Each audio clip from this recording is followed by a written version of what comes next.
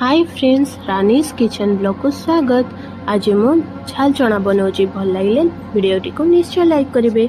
देखो मु pressure cooker में चना आ दुईटी आलू दे टिके लुण दे 3टी सीटी आसला जाए छाड़देली।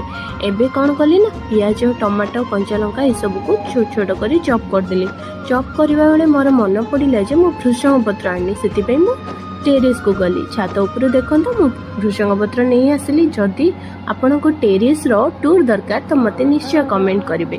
देखो एबे चनाटा मोर भल भाव सीझी जाइथिला तो मु कड़ाई रे टिके तेल नहीं फुटण पकई पियाज कंचा लंका भृषंग पत्र अदा रसुण छेचा टमाटो आउ टिके लुण दे भल भाव कषिली। कषिबा परे देखिबे सेथिरे टिके मु हळदी पकेइली, टिके लंका गुंड पकेइली आउ टिके मैगी मसला पकेइली काहेकि ना टेस्ट टिके भल आसे। तो ए सब को गोलेला परे मु टिके चना और आलू को दे देली। एबे देखंतु भल भाबरे पूरा गोले देइची।